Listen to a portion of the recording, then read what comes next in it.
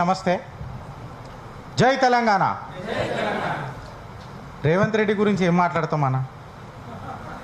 రేవంత్ రెడ్డి గురించి ఏం మాట్లాడతాం? ఉన్నమాట చెప్పాలనంటే the accidental chief minister of Telangana.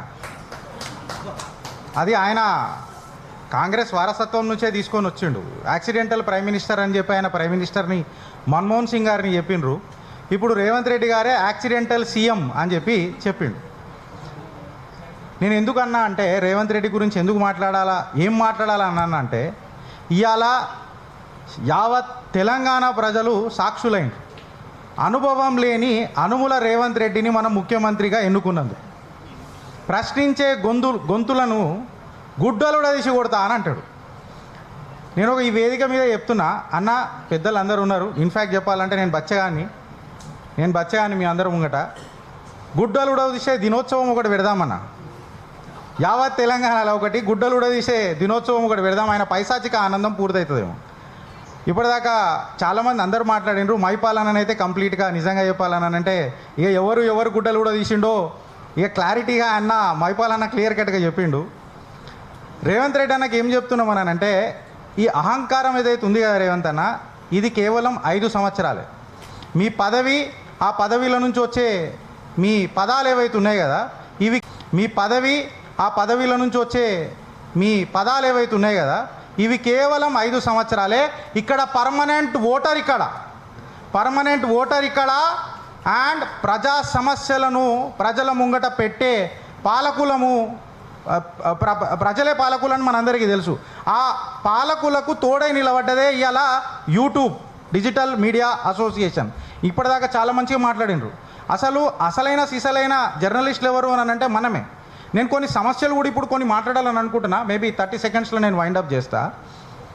మీరు ఎస్సా నోనా ఇది ఆన్సర్ ఇస్తే చాలు నాకు.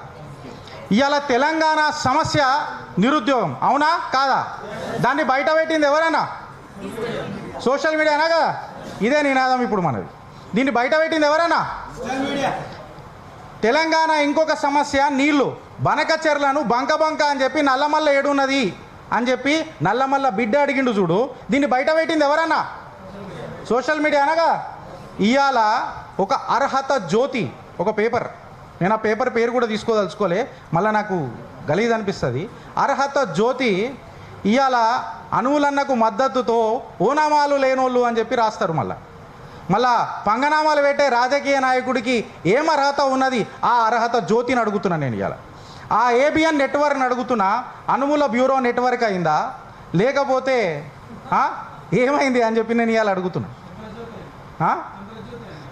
ఏదో ఒక జ్యోతి, అర్హత జ్యోతి అని చెప్పి నేను అడుగుతున్నా.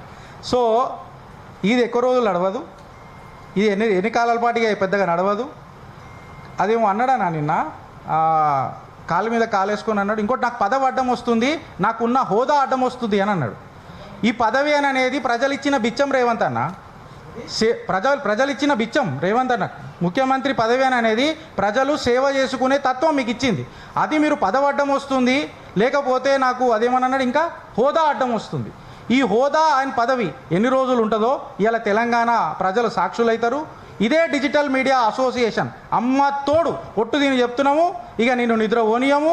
నువ్వు మాట్లాడే ప్రతి పదంలా ఆ ఇంటర్నల్ డీప్ మీనింగ్ ఏముందో డీప్ డైవ్ చెప్పి తీస్తాం. జై తెలంగాణ. ఈ అవకాశం ఇచ్చినందుకు నాకు థ్యాంక్ యూ అన్న. సో ఇప్పుడు బిగ్ టీవీ నుంచి నిర్మల గారు, hit TV, so hit TV నుంచి నిర్మల గారు ఒక 2 నిమిషాలు.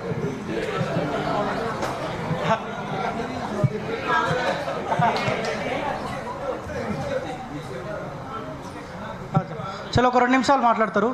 సో తర్వాత రెడీగా ఉండాల దాసరి సీనన్న. So next advocate Chamala Mukesh అన్న కూడా మాట్లాడతారు. సో ప్రశ్నించే గొంతుకలందరికీ అండగా ఉండడానికి సో అడ్వకేట్ అన్న కూడా మనం ఉన్నారు. మరి కాసేపట్లో అన్న కూడా మాట్లాడతారు.